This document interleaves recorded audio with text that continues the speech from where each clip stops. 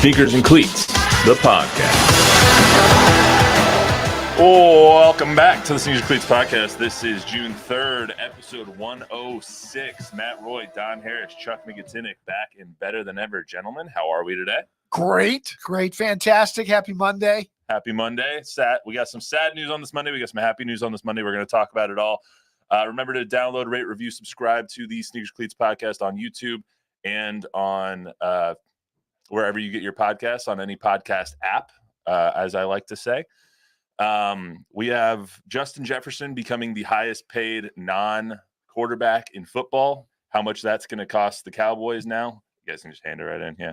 We got the most allergic person in the world sitting next to me, so he needs his Kleenex whenever we are here. Yep. Got an issue? Need a tissue. Get a tissue. So we'll talk about how Justin Jefferson's contract is going to really hurt possibly the Cowboys and how long they've waited to pay CeeDee Lamb. If you need to blow your nose, I can turn your mic down. Yeah, we'll also talk about Cowboys mandatory minicamps. We'll talk about the NBA draft coming up. We're a shield over here. We're a mess. Talk about the NBA draft coming up, what prospects the Spurs might get. Plus, we will remember the life of Larry Allen, who just a few hours ago was announced was dead at 52. Ironically, Tyler Smith was asked about him on Thursday, so he pointed me in that direction, had a few nice words to say about Larry Allen. So we'll remember that life as well. But first, as we always do, we want to start with our number game, number 106. So we'll start with number 6. I mean, I don't think there's another one that can come to mind besides Bill Russell. Oh, Sal Bando. You've totally left him off the list. I did leave Sal Bando off the list. I love the fact that you brought up Sal Bando. Who doesn't love Salvatore Bando? When I was putting the list together, I thought of just stopping after I put Bill Russell. Like, I didn't want to put actually any other players on the list. I just wanted to leave Bill Russell by himself. But, I had to put some other ones on there. Bill Russell is number 6. Like, he's the best number 6. No. Yes, he is. No. Who? LeBron. LeBron didn't always wear 6 though. Okay. That's the thing. Like, he's 23 and 6, but you don't think of him when you think of 23. Obviously, that's synonymous with Michael Jordan. Do you think of LeBron as 23 more or 6? 6. Really? He wore that against the Spurs in those great finals. He was 6 when he went to the Heat, but he was 23 for his first Cleveland run. Yeah. 6 is such a non-feng shui basketball number, isn't it? When you get right down to Dr. it. Tell that J. to Julius Erving. My man, Avery. I have him on the list too. I didn't realize how much of a journeyman Avery was. Like, I was just looking at his basketball reference page, and it's like Phoenix and Spurs, and Seattle first, and then it goes. But he's just all over the place. Well, he was Spurs most of his career. Yeah, 93 to 01, I think, something like that. But he was kind of all over the place. He played for like 6-7 teams at the end of his career. So, also. When you think of football, I'm a Bronco fan, so I think of Jay Cutler a little bit. Jay Cutler was number 6. Baseball, Stan Musial, Steve Garvey, Ryan Howard, all good number 6s. I think of Steve Garvey just because I grew up. He lives in Southern California. Obviously played for the Dodgers and the Padres, but I went to school with his 2 kids, Olivia and Ryan Garvey. Both went to my high school, so I met Steve a couple of times. He's actually now running for state senate in Southern California. I wasn't a Steve Garvey fan. I wasn't. Well, I just, as a Cub fan as a kid, that Padres team that knocked them out in '84. That was gut wrenching. He's always a Dodger to me. Yeah, he's always a Dodger. He played for the Dodgers for 13 years, 69 to 82. So I mean, he's always Say a it Dodger first. in my... No, Garvey at first, Lopes at second, Bill Russell at short. Say it third. Guerrero in left. Who was the guy that invented the catcher throat protector that was behind the plate? Who's on first? Steve Yeager. Really? Who was in center? Oh, what was on third? Monday. Right. Rick Monday was in right. Yeah. Pedro Guerrero was in left. Bill Buckner was in left. Dusty. Dusty was in center? No, Dusty played first too, right? Yeah. I don't remember. Anyway. But yeah, I was thinking Steve Garvey that way. I actually worked at a restaurant called Burgers and Beer when I was 16 to 20 years old. Man, that sounds like a cool place. It was a good place. They had actually really good Mexican food, which was kind of weird. The owners were all Latino. But anyway, so we had a Steve Garvey signed poster in there and a signed bat right by the front door. I always remember too. In 2006, The Steelers beat the Seahawks 21-10. Hines Ward was the MVP. Rolling Stones were the halftime show, but more importantly, in 2006 was the Longhorns over USC 41-20 or 41-38. Sorry, Javier, as he wears his Trojans lanyard over there, punching up for us. That was potentially the greatest college football game of all time. It was the greatest sporting event I ever attended in person. Despite Game 7s and Super Bowls, when Vince crossed the goal line at the cone, it was me to Cyber Bob. From me to Vince. I was actually looking at that the other day. I couldn't remember who told me that. I thought it was Jack who told me that, but it was you that told me that you were right there next to him. Me and Chancellor. Yeah, right I was looking for that because I was watching that play the other day because it was, I don't know why. Such a fluke. They allow you at the Rose Bowl.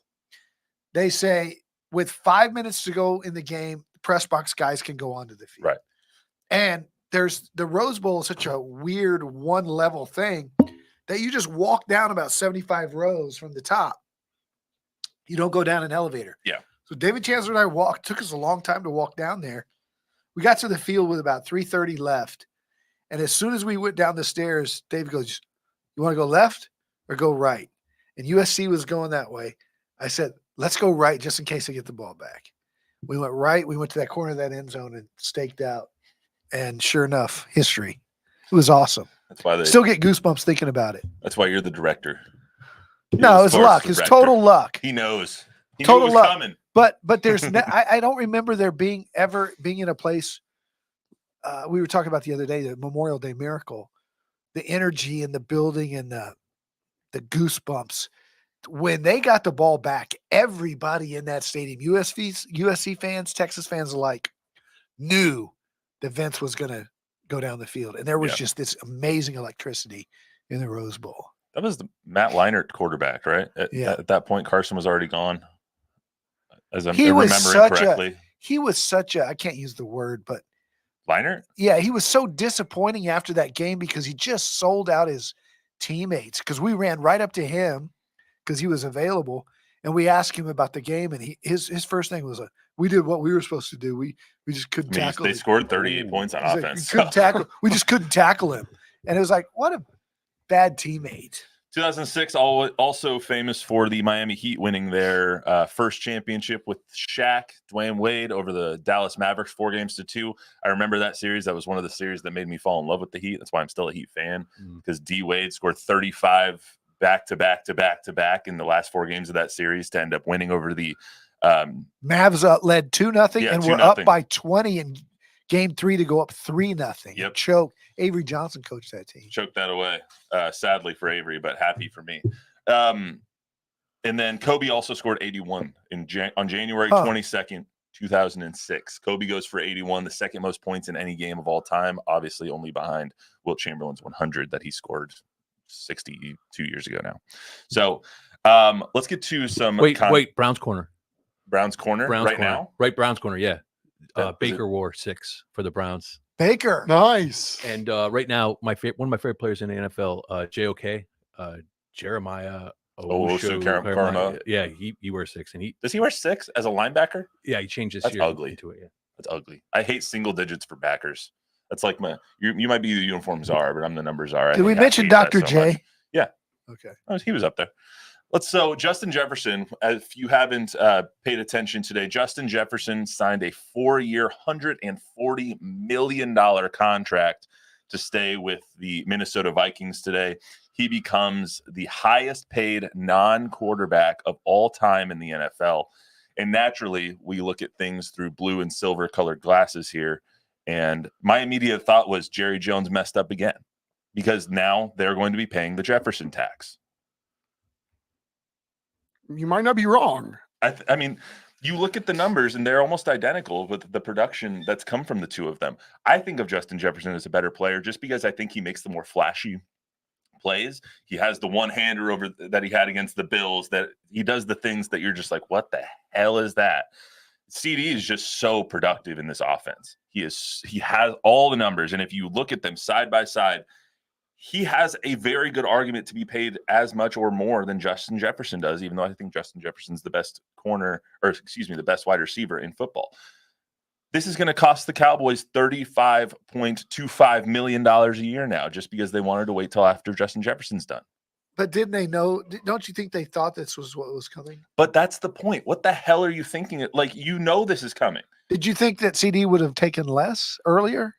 I think that there's now a precedent.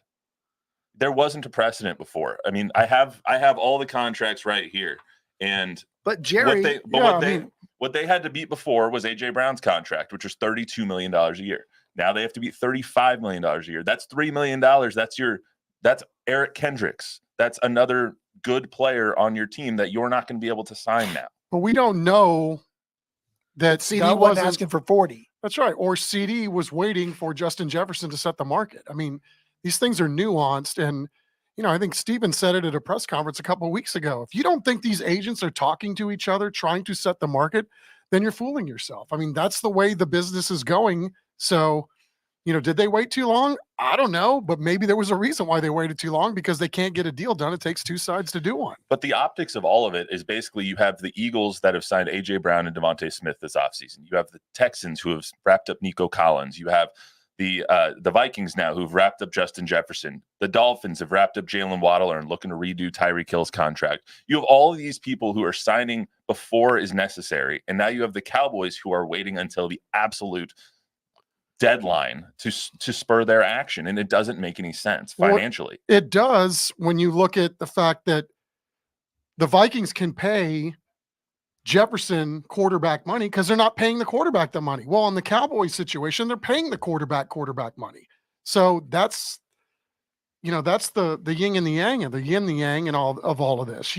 It's not apples and oranges. Everybody's dealing with a finite number of dollars, and the Vikings have a little more leeway to pay their superstar receiver because they're not paying the quarterback roughly the same amount of money. The Cowboys already have Dak under this huge contract. So, if you've got to get Micah in at some point, I mean, again, the timing of this for CeeDee is more difficult than it is for somebody like Justin Jefferson. I know we've thought about this before, and it's not an original thought, but is there a way the Cowboys can pay all three? Yes, but they're not going to sign anybody else. You'll have those three players, Trayvon Diggs and Zach Martin. Do you think nobody else on your roster? Do you think they want to? No. Do you think the Cowboys are okay with losing one of those big three? Yes. Or two? I think you have to be at this point because of how they've constructed this roster. Well, I mean, if you're putting everything on the wall, that's certainly one of the things that goes on the chalkboard, right? It's difficult because it's going to be hard to pay all three of those guys top tier money for their position. Is it impossible? And then again, if you do this, it's just what you said. If you give now CeeDee, Justin Jefferson money, then that means you can say goodbye to signing guys like Eric Kendricks or any of these other younger players that at some point are going to earn the right to get paid very, very well. All right. CeeDee certainly earned that right, but I'm just curious to see how it all plays out. And if he holds the Cowboys to Justin Jefferson money, we might be in for a prolonged situation. I think right CeeDee now, can make the argument that he's the best in the league at his position. I think you could as well. He can make that argument. And I think Micah can make the argument that he's the best in the league at his position.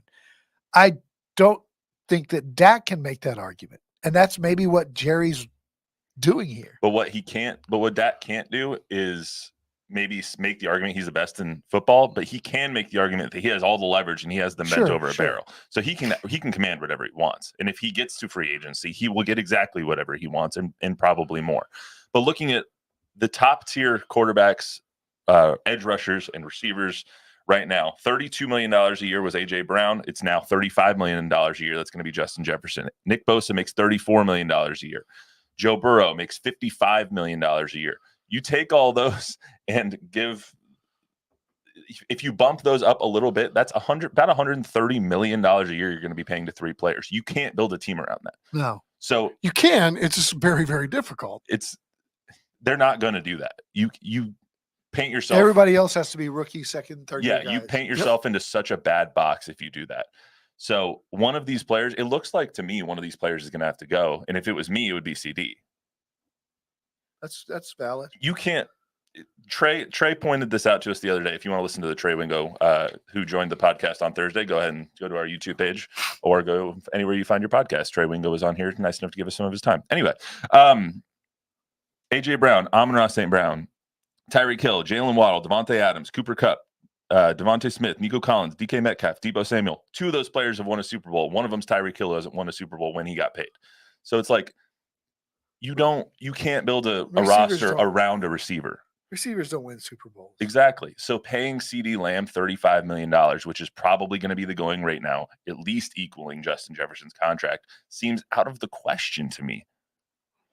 Well, to your point, I mean, all you have to do is look at the Green Bay Packers and how they did it with literally a collection of young, not established receivers. And although they weren't great at the beginning of the year, they were pretty darn good at the end. Again, this is a broader conversation for people in power, that they're having these conversations all the time. And you're right. It may come down to CeeDee or Micah and not both, but I just don't know where they stand in terms of, their global thinking on all this. And I mean, you guys are going to tell me I'm crazy, but I don't think it's out of the question to just, everybody says, oh, you can't win without one of the top tier quarterbacks. Tampa went just as far as the Cowboys did, or further last year, with Baker Mayfield on a 1-year, $6 million deal. You can find a way, right? They have Trey Lance on their roster, and it's still, the jury, I think, is still out on him. 100%. As high as that's 100% valid. I'll disagree with you guys on that one. I think Trey Lance is a bum. Well, I mean, the guy had the arm talent and the physical tools to be drafted in the top 5. Yes. So I think the jury's still out on him. The jury is still out, but he's not ready to play or take over a team. I think that you can pay either CeeDee or Dak. If you're going to pay CeeDee, I don't think you can afford to pay Dak $55 million because you're paying a top tier receiver $35 and you have so many other spots on your roster. I'd rather have CeeDee. If you're going to pay Dak, I don't think you need to pay a top tier receiver, because a top tier quarterback, which you would be paying him to be, is supposed to elevate those people around him. Just because is it chicken or the egg? Is Dak making CeeDee or CeeDee making Dak? I think it's a little bit of both at this point. But Dak has always had a top tier receiver on his roster. At Texas A&M, was it Johnny Manziel or was it Mike Evans? Exactly. Me and David Chancellor used to have that argument. Amari Cooper, but it was both. Amari, if we're being honest. Dez, CeeDee. He's always had a top tier receiver on his roster. Can he do this without one? We might have to find out sooner rather than later, because I don't think you just can't pay 35, 35, and 55 and have a decent roster around you. That's just not going to happen. So I think that's fair. But it goes to the larger point of nobody understands what the Cowboys are actually doing here with their roster. They know what they're doing. They're not telling anybody. They're just not telling anybody. Yeah, they know what they're doing. And again, some of this is, you take this year by year. You gave Dak the money, and Dak certainly earned the right to get paid like a top-tier quarterback. But now what do you do going forward? And for every dollar that Dak makes, that means it's somebody else that's not making it. And so you're going to have this push and pull literally every year. But that goes to an even further point of why not do the deals, create yourself the cap room? Because if you do the deal now with Dak, his cap number will lower from 55 million, which means you can help your roster now. It seems like what they're doing is they're being like, we've put all these void years onto all these contracts to try and lower cap numbers for the past 5 years, trying to win a Super Bowl. We didn't get our Super Bowl, and now we're going to pay the piper with no more void years. And we're just like, you know what? This is what our roster is. This might be the year that we have to reconstruct these deals and we have to reset our roster, in our cap. I think that's what they're doing. That's what it seems like, at least. And I think at the end of the day, they'd rather not, but I think at the end of the day, they're prepared to lose any of those guys. They're prepared to lose Micah if they had to. They're prepared to lose, not all of them, but they're prepared to lose one or two of these guys if that's what it comes down to. I think they're prepared to lose one of the offensive guys. I don't think they're ever going to let Mike walk out the door. Remember, though, there was those conspiracy theories this offseason about, were the Cowboys planning all that negative stuff about Micah in the offseason because, the culture stuff, and they're a little annoyed with his podcast and his mouth. And he's definitely got some things going on outside of football. He's got a career outside of football that he's cultivating currently. Yeah. And he's got a brand that he's working on, but why isn't he on the field? last week when he that said goes- he allegedly, I mean, I don't know for sure. I mean, it was reported that he was going to be there last week. And then he's been in the building. So I don't want to make it sound like he's not going in, getting the books, doing all those kinds of things. But time on task on the field is something that is very precious this time of year, because this is where young players learn how to play with guys that are already established in the league. Conversely, guys like Micah are learning how to play with other guys that he's playing with for the first time. Eric Hendricks said as much the other day. This is important time for me because everybody plays differently. And so my time on the field with these guys for the first time is super important. So, I think Mike McCarthy kind of alluded to that publicly. It's just very, very odd if you want to be one of those guys that's paid the full. What are you doing that makes a team want to pay you the full if you're not doing these things now when you're 2 years away from having your contract redone? Or at least 1 year away, but for sure 2 years. This is why you're a professional, Chuck. That's a perfect segue into the next topic. Mandatory minicamps starting this week. Are Micah and CeeDee going to show up? And is it important that they do? You were there on Thursday. You talked to the guys in the locker room. You saw kind of it looked like from afar, at least, that Mike McCarthy was not very pleased. No, I think there was a sense that he was irritated and agitated, and that why would he have to get up here this time of year? It is voluntary, so there is that. However, if you don't have your best players at these practices, then guess what? The tempo is going to be different. When Dak is on the field, things are humming, they're clicking. When he had 3 on there, when he had 1 on the field, that looked like a well-oiled machine between guys that had time on task. If Dak wasn't there, if Dak was like, well, it's the offseason, I don't need to be here, those practices would have had a completely different tempo, at least according to my eyes, based on, Cooper Rush trying to do the same cadence as Dak, and also Trey Lance, and how Trey Lance moves at a different pace than Dak does. I mean, there's all kinds of things at the eye test where you can see why Dak is clearly the number 1 quarterback, as he's proven anyway, but even in a practice setting. So, Micah not being there, I think that says a lot. And maybe you have to read between the lines on some of this stuff, but I think it might be what he thinks is in his best interest right now. I just don't know that truly it really is. I think CeeDee will not be there. I think that Micah will be there. And Chuck, you think it's something, not nothing, that they're not there because of the quality of reps and practice that they will have. No, I think I need to make this clear. I 100% understand why CeeDee's not there. 100%. You don't want to get hurt on a practice field that's voluntary when you're going up for your first huge contract renewal. So CeeDee has earned the right to put the voluntary in voluntary, which is I volunteer not to show up. So I'm sure he's still doing his studying and doing all those other things too. Micah is a year removed away from that. So my guess would be, and again, this is totally a guess, CeeDee will not be there this week. Micah should be there, but I'm 50-50 on whether or not he shows up. Do you think that speaks to his leadership or lack thereof? I think yes, in some ways, but I don't know that he necessarily, because he said that he wants to be a better leader. He wants to grow as a teammate for others in the room.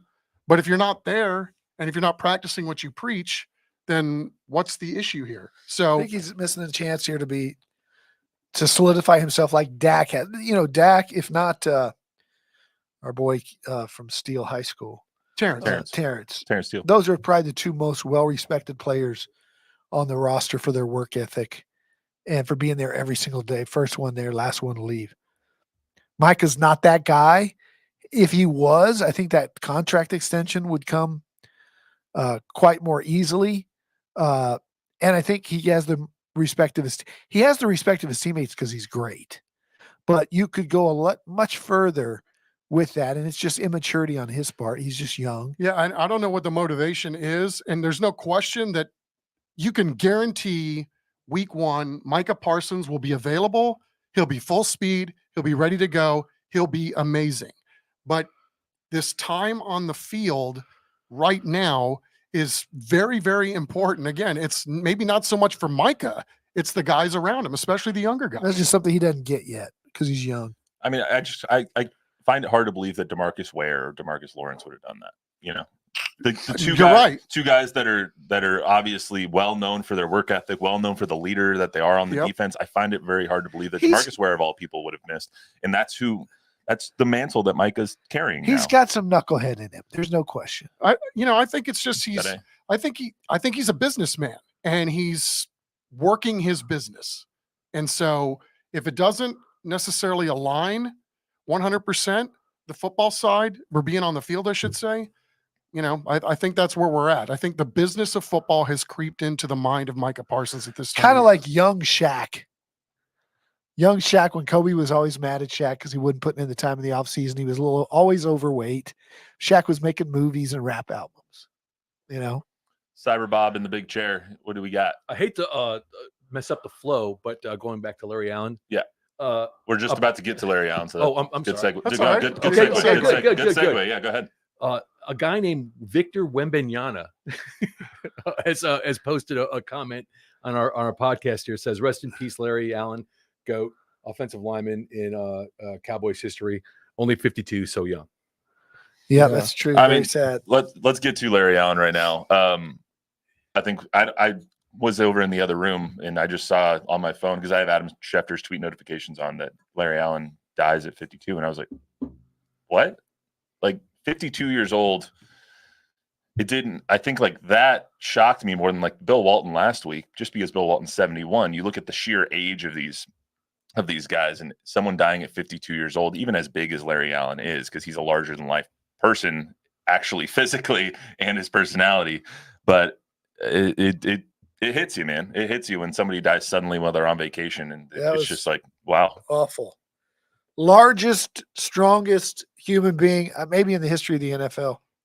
Bench press 700 pounds, ran right at 5'1", 40 at 325 pounds.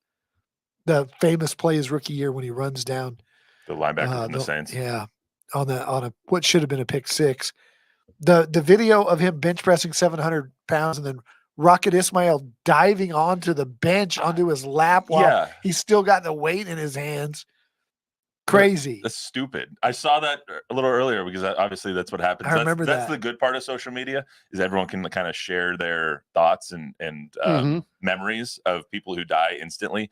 I saw that because I'm not old enough to remember that in my conscious lifetime. Who dives on somebody when they have 700 pounds over top of them? Like, I remember for the giant hooter that he always had in his lip. He always had a massive dip. Never really talked to us much in the locker room because he was painfully shy. But his Hall of Fame speech, he thanked his wife, and I think her name was Janelle. I forget her name. But he said, I want to thank my wife, Janelle. On our first date, she cooked me dinner. She made me 2 whole chickens, French fries, and a 40-ounce. Good Lord. And he said, and I knew right then that she would be my wife. And he got to her first before we could get to her. Chuck, favorite Larry Allen story or memory? Well, on that team, which obviously was replete with superstars, he was one guy that you didn't really get to know very much because he was so anti-media. And, that's okay. There were plenty of other talkers on the team, but just the sheer respect that guy had in his locker room and around the league, and then within the organization too, always available, always played. You never had to worry about that guy on your team. I mean, just literally larger than life for all of the physical attributes. And as we lead into the Tyler Smith soundbite, I hadn't honestly thought about Larry Allen in a long time. And a reporter in the scrum the other day mentioned to Tyler Smith that management had said, hey, they're comparing you to a young Larry Allen. And so he had an initial response to it, which was very nice. But then another reporter asked him, so what do you know about Larry Allen? And all of a sudden it was Tyler Smith, like, Wikipedia Junior. I mean, it's huge for sure. Obviously, just knowing Larry and everything he did, how great he was. It's just my mission to be the best me I can be, be the best Tyler Smith I can be every single day. Just improve, stay hungry, never lose that passion, just continue to get better. What do you know about Larry? Man, I know a little bit. Sonoma State. He almost died of meningitis when he was a kid. He's very tough. Bro, just a dog. I've seen the tape. Obviously, extremely athletic. Famous for the chase down block against the Saints. One of the best pulling guards probably to ever play in the NFL. Because not many people is doing people like that anymore. Wikipedia Junior. I checked. Yeah. I mean, just like boom, boom, boom, Sonoma State. It's like, yeah, that's right. He did go to Sonoma State. I'm sitting there thinking, like, geez, don't try to trick Tyler Smith on something. He's going to let you know. But just weird how sometimes worlds collide. And then all of a sudden, 3 days later, we're having this conversation and then airing that soundbite. I was thinking last night, I really didn't have a place for any of the Tyler Smith sound that we got over on Thursday. And I was thinking, I'm going to run that bite about Larry Allen and just, talk about how great a player Tyler is in his own right. And then now, we're going to be running that soundbite today for different reasons. in a different And context. here's the thing about Larry Allen. It's so creepy. You texted me that earlier and I was like, wow, that's a coincidence, but it's a sad coincidence. Larry Allen is not going to be remembered as one of the top 5 greatest Cowboys of all time, but he was. Because you have Roger, and you have Emmett, and you have Drew, and you have the triplets with Aikman and Irvin, and you have Bob Lilly and Randy White, and all of these great Cowboys that are in the Hall of Fame already. And he is too. Who? Rod Woodson. Yeah. Cool. Darren Woodson. Darren Woodson. But statistically, Pro Bowl wise, the best to ever play his position. I mean, Roger Staubach wasn't the greatest to ever play his position, but he's the greatest Cowboy. Larry Allen was the greatest guard to ever play in the NFL. And his Pro Bowls and his pancakes, dirt blocks is what he called them, putting people in the dirt. The guy was as dominant a football player that has ever lived and is probably a top 5 Cowboy of all time. We forget it because of the position he played. Well said. Bob, any other ones for now? No, we're good. I think we're going to end on that instead. We're going to get to Spurs stuff on Thursday, and we'll get to more Cowboys stuff on Thursday as well. But I can't imagine ending it on a better note than talking about the great Larry Allen, dead way too soon at 52 years old. So rest in peace, and obviously thoughts and prayers go to his family. And hope, I don't even know if they're still on vacation, but the fact that he passed away on vacation really sucks. Yeah. That's all we got for you today on the Sneakers Cleats podcast on this Monday. We are going to have Michelle Beadle at some point over the next couple of weeks. So we'll let you know on social when that happens and when you can tune in for that. But remember to download, rate, review, subscribe, give us a 5-star rating, tell a friend, tell an enemy. We will be back on Thursday with some more Spurs and Cowboys stuff. Until then, everyone have a good week.